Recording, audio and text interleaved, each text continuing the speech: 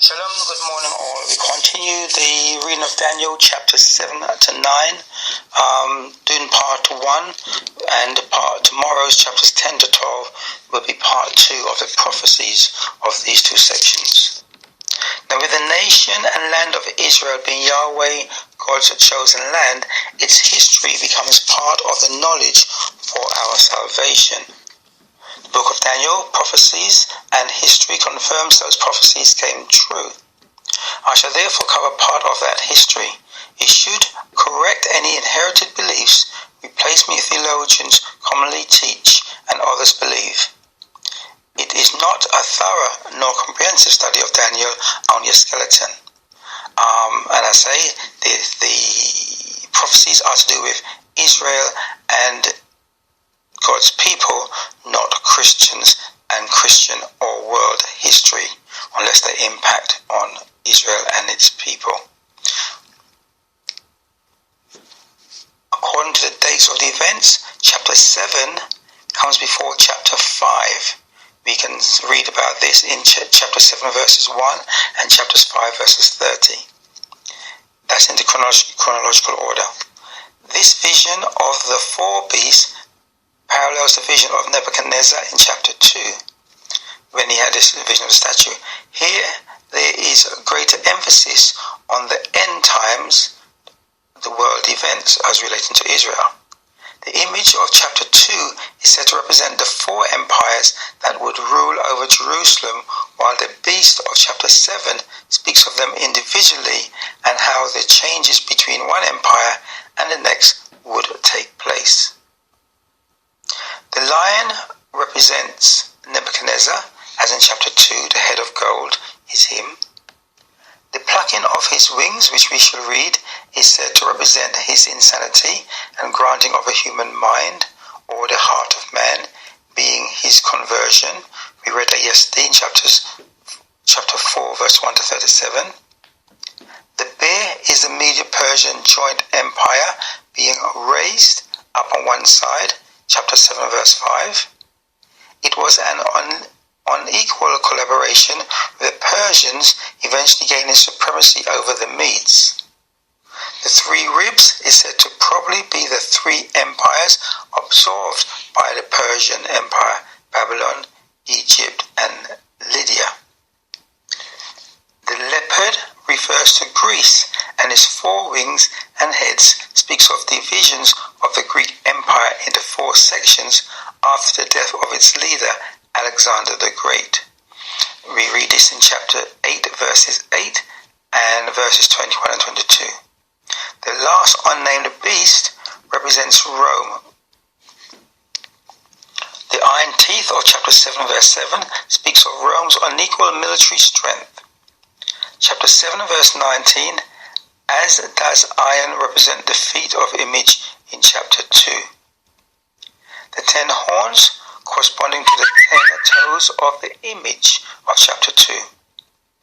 Note the mouth speaks blasphemies against God, correlating to the description of the beast in Revelation chapters 13, verses 5 to 7.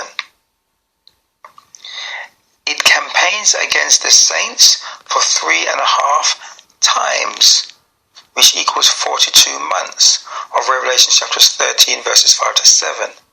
But the beast is finally destroyed and cast into the lake of fire, Revelation chapters 19 verse 20. So, coming on to chapter 7, this is the summary of it. It is written in Aramaic. It is the first vision of Daniel. Prior to this, he was merely interpreting others' visions like those of the kings of Babylon. Remember, this is written in Aramaic, signifying it's a message to the pagans.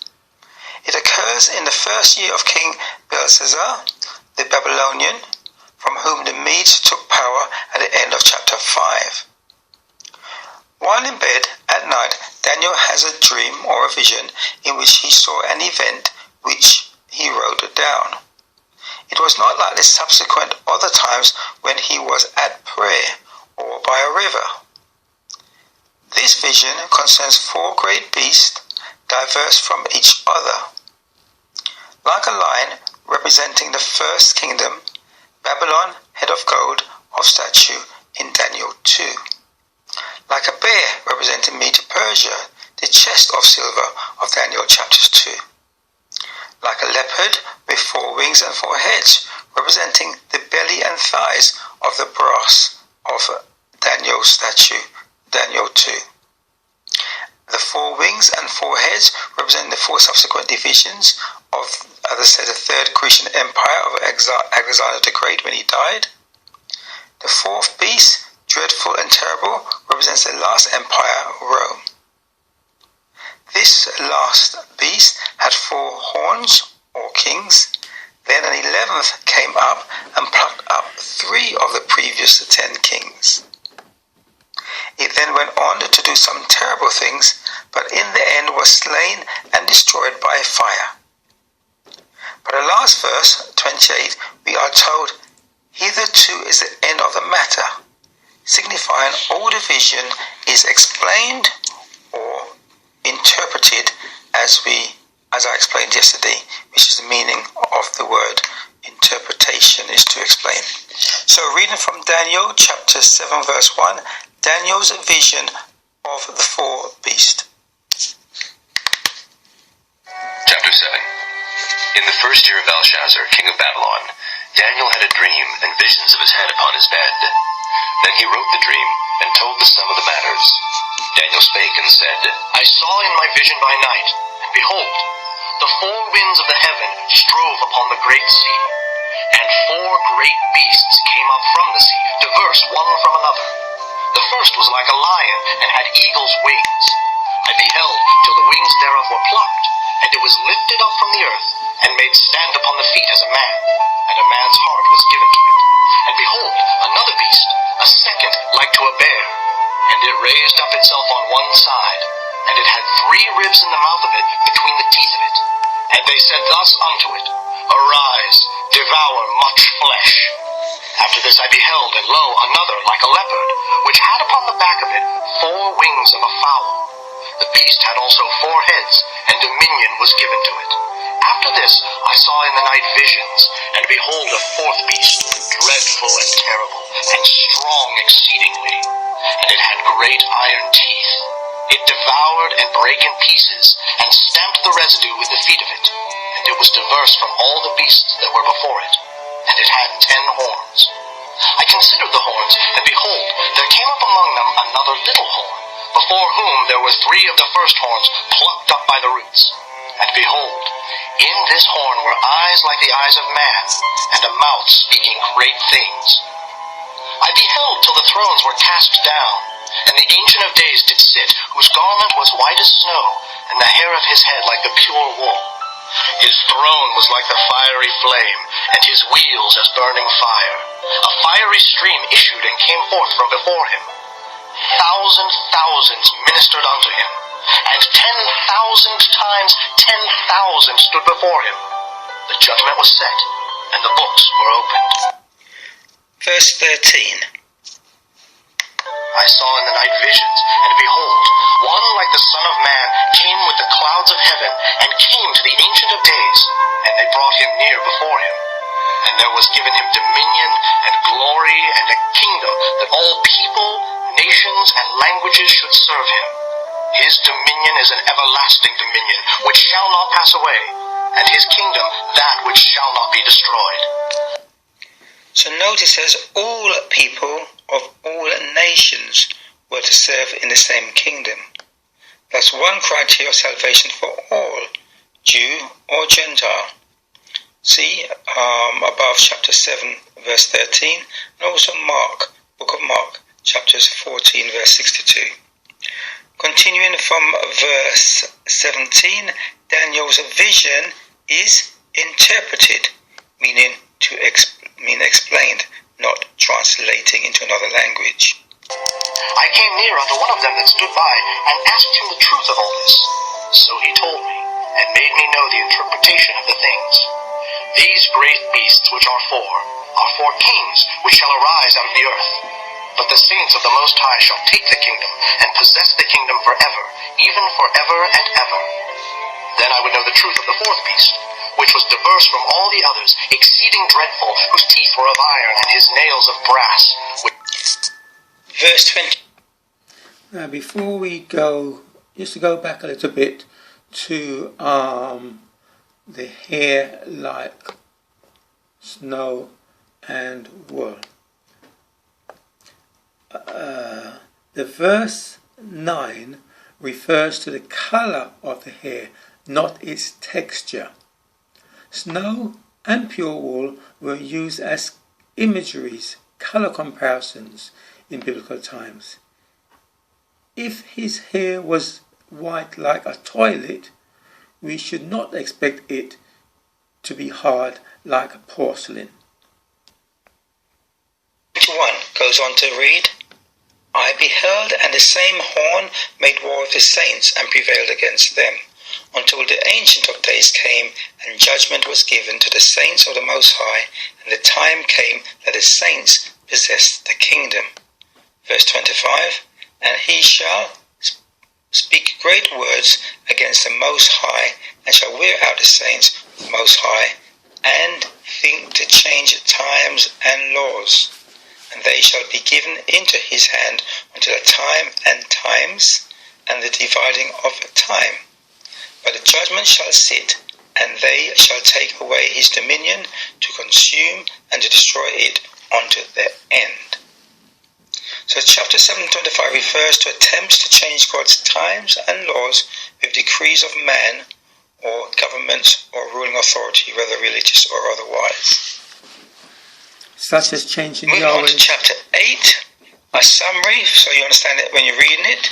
It was written in Hebrew this time, which deals with the change of the second to third kingdoms, Media-Persia to Greece. We are told it is a second vision after the first, in verse 1. Daniel is in Shushan, a palace of Elam by the river Ulai. He lifts up his eyes and sees the vision, so I assume he was awake. Also, though he was in a deep sleep in verse 18, he is woken up. In Daniel chapter 7, he is in bed, and in chapter 10, he is by the river Hiddekel. The vision deals with the ram of two horns and what he did to the he-goat. Gabriel is told to explain the vision to Daniel. Gabriel explains to the end of the little horn's demise. In the explanation, we are told in verse 20, the ram is Media-Persia, and in verse 21 that the he-goat is Grecia, out of whom 4 kings come. This corresponds with Daniel chapter 7 verse 8 and 11 verse 4. We are then told what a little horn of verse 9 would do. One of those things being, quote, magnify himself even to the prince of the host and taking away the daily. What is the daily? In Daniel 11:21, Michael the archangel is called a prince. So the daily is the daily sacrifices. We see that later on. In Daniel 11:21, Michael the archangel is called a prince. In Lamentations chapters 1 verses 9 to 10, we are told how one magnifies themselves. Lamentations 1:9 says, for the enemy have magnified himself. The adversary have spread out his hands upon all her pleasant things, for she being Israel, she have seen that the heathen entered into her sanctuary, whom thou didst command that they should not enter into thy sanctuary. So that is how the enemy magnified themselves in God's promise. We covered this in the earlier chapters. If one reads the book of the Maccabees, they would see this is exactly how a person called Antiochus Epiphanes caused a desolation in a sanctuary, which led to its cleansing in accordance with the 2,300 days, so it's quoted, predictions given in verse 14. It's actually 2,300 evenings and mornings, but the King James and some Bibles has it as days. but I'll explain that in a moment. That cleansing, which is said to include a miraculous event of 1 day supply of oil used for the lamps, lasting 8 days, and led to the institution of Hanukkah as a Jewish festival. They do it around about Christmas times before our Christians' normal Christmas. But this is probably not the fact, but an addition to the story hundreds of years after the actual event of the Maccabees. The cleansing was an 8-day dedication service of the temple and the rebuilt altar of the sacrifice, of which the last day was a special Sabbath, a joyful celebration. Hence the feast is called the Feast of Dedication. And we read about this in one of the Gospels. The chapter 8, ends stating what the vision was about, the evening and morning sacrifice system, as found in Exodus chapters 29 verse 39, Ezekiel verse 43 verse 23, and as I said, the 2,300 days, the 2,300 evening and mornings were the times they did the sacrifices. Okay, reading from chapter 8 verse 1, a few verses. Chapter 8. In the 3rd year of the reign of King Belshazzar, a vision appeared unto me, even unto me Daniel, after that which appeared unto me at the first. And I saw in a vision, and it came to pass when I saw that I was at Shushan in the palace, which is in the province of Elam. And I saw in a vision, and I was by the river of Ulai. Then I lifted up mine eyes and saw, and behold, there stood before the river a ram which had 2 horns, and the 2 horns were high. But one was higher than the other, and the higher came up last. I saw the ram pushing westward and northward and southward, so that no beasts might stand before him, neither was there any that could deliver out of his hand. But he did according to his will, and became great. So as I said in verse 8:3, one of the horns, the Medo-Persians, was stronger than the alliance with the Medes. The Persian was higher than the Medes. Continuing from verse 5. As I was considering, behold, an he-goat came from the west on the face of the whole earth, and touched not the ground. And the goat had a notable horn between his eyes. And he came to the ram that had 2 horns, which I had seen standing before the river, and ran unto him in the fury of his power. And I saw him come close unto the ram, and he was moved with choler against him, and smote the ram, and brake his 2 horns. And there was no power in the ram to stand before him, but he cast him down to the ground, and stamped upon him, and there was none that could deliver the ram out of his hand. Therefore the he-goat waxed very great, and when he was strong, the great horn was broken, and for it came up 4 notable ones toward the 4 winds of heaven. And out of one of them came forth a little horn, which waxed exceeding great, toward the south, and toward the east, and toward the pleasant land. The goat is Alexander, the Great Horn of Greece Empire, taken over from the Medo-Persians. Then after Alexander's death, divided into 4 according to the 4 army generals, and for it came up 4 notable ones, is the way it's put in the Bible.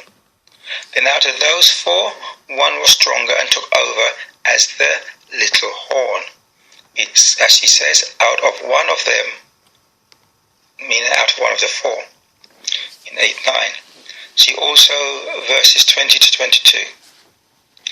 This is Antiochus Epiphanes, who fulfilled these prophecies, including Daniel 8:11, by entering the sanctuary and defiling it by the offering of a pig on the altar. Now, Antiochus Epiphanes is a title, so it's not talking about one particular man. It's one man who held a title, just like you have Pharaoh or Emperor. Different people hold those different titles. Daniel 8:11 reads, Yea, he magnified himself even to the prince of the host, and by him the daily sacrifice was taken away, and the place of his sanctuary was cast down. And as I said, Lamentations 1:9 says, O Yahweh, behold my affliction, for the enemy hath magnified himself, the adversary hath spread out his hands upon all her pleasant things, for she hath seen that the heathen entered into the sanctuary, whom thou didst command that they should not enter into thy congregation. Ezekiel 44:7 says, "In that ye have brought into my sanctuary strangers, uncircumcised in heart and uncircumcised in flesh, to be in my sanctuary, to pollute it." So things that should not be done. Continuing from Daniel chapters 8 verse 14, which reads, "And he said unto me," this is Daniel asking the question, how long will the sanctuary be defiled and how long will it take to be cleansed? And the answer came to him, he said unto me, "Unto 2,300 evening and mornings, then shall the sanctuary be cleansed." As I said, some Bibles will have it as 2,300 days. And after that came a big mistake from one of the founders of the Adventist Church, who thought 2,300 days meant literal days. And I said, I have in previous chapter commentary referred to the error of the Seventh-day Adventist Church in following one of its founders' interpretations of 2,300 days or 814. I showed, as does verse 26, that days refers to the continual evening and morning sacrifices that Israel was commanded to do as an identification of them and their God Yahweh.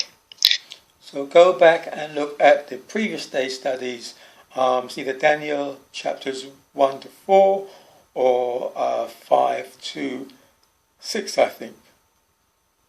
In the King James Version, it commonly refers you to the correct meaning in the margin of the Bible.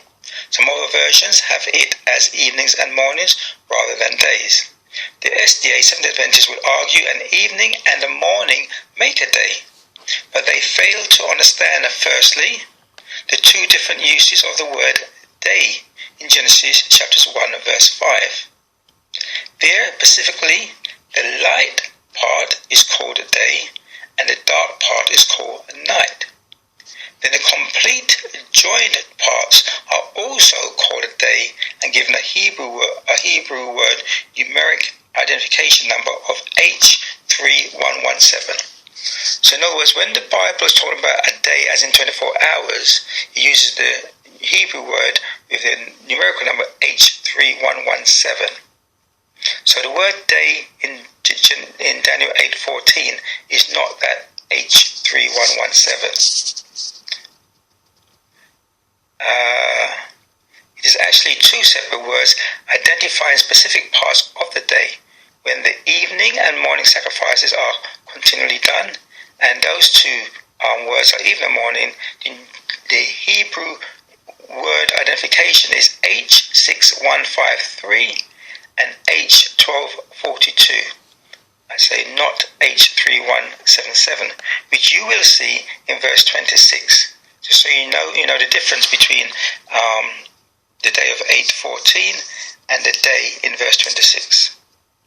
Okay, continuing reading from verse 20, the interpretation of the vision. The ram which thou sawest, having two horns, are the kings of Media and Persia, and the rough goat is the king of Grecia, and the great horn that is between his eyes is the first king. Now that being broken, whereas four stood up for it, 4 kingdoms shall stand up out of the nation, but not in his power. Verse 26, and the vision, so when the angel was finished explaining the thing to Daniel, it then says, and the vision of the evening and morning, which was told is true, wherefore shut thou up the vision, for it shall be for many days. And in this verse 26 you see all the three words, the evening, H6153, and the morning, the H1242, and the days, the H3117. So you know the three different words. See also chapters 11 and 12. For example, chapters 11 verse 31. Read or listen to the 3 books of the Maccabees for further historical confirmation of how the temple was cleansed. Those books and others were originally included in the Bible compilations, but were omitted when compiling the common 66 books of Genesis to Revelations that's used today. So in other words, the Maccabees and some others were taken out of the present compilation. Moving on to chapter 9. A summary of chapter 9 is it is in the first year of Darius the Mede. Daniel is reading the book of Jeremiah. The word book is also can be used for the scroll, what they call a letter or a scroll. So he's reading this, he's praying at his usual stipulated 3 times per day and fasting. Note the reason for Israel's punishment was departing from the law. We read this in verse 11. Then note how God felt about it, and just one part of the consequences of the punishment for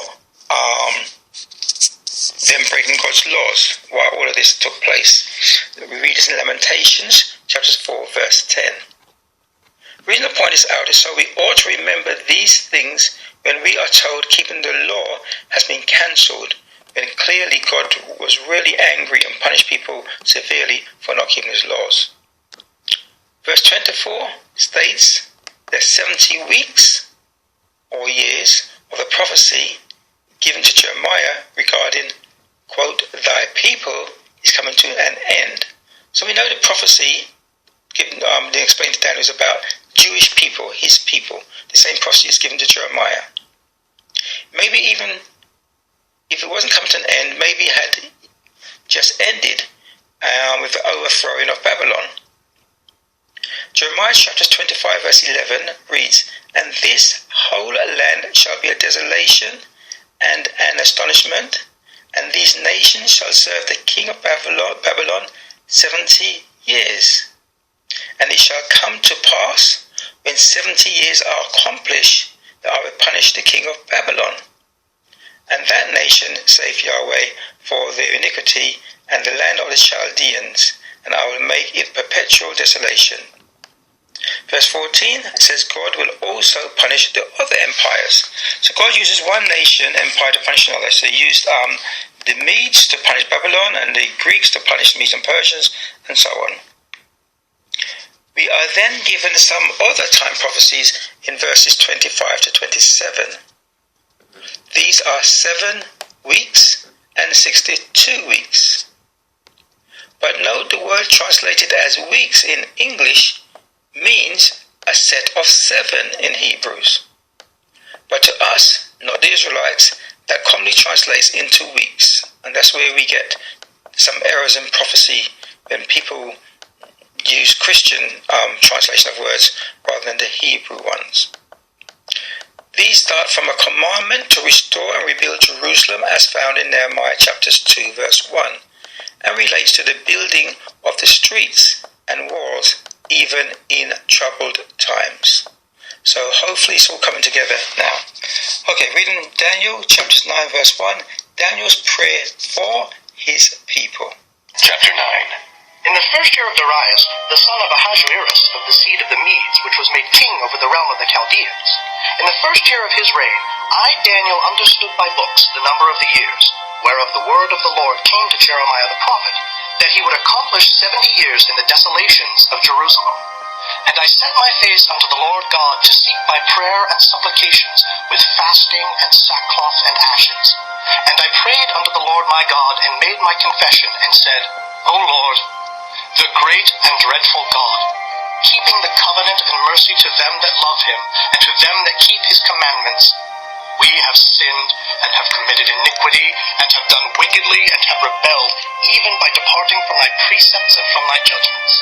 Neither have we hearkened unto thy servants the prophets, which spake in thy name to our kings, our princes, and our fathers, and to all the people of the land.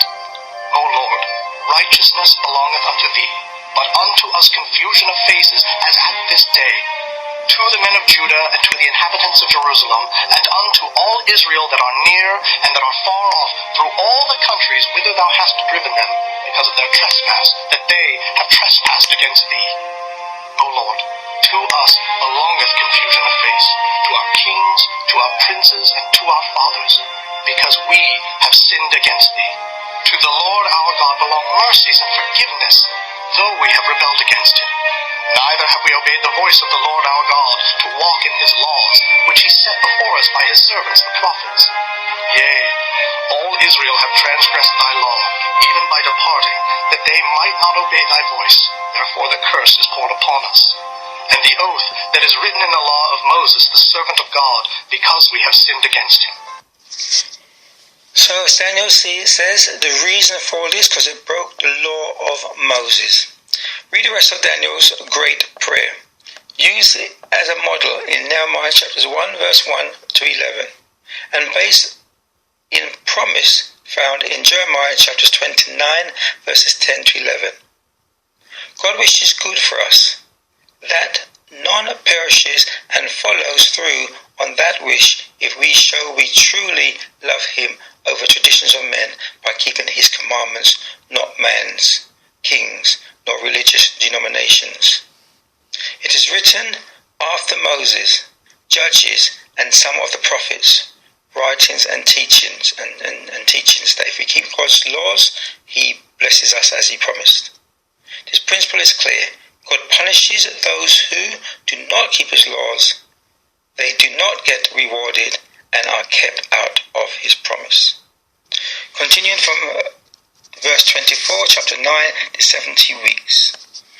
It says, 70 weeks are determined upon thy people and upon thy holy city, to finish the transgression and to make an end of sins and to make reconciliation for iniquity and to bring in everlasting righteousness and to seal up the vision and prophecy and to anoint the most holy.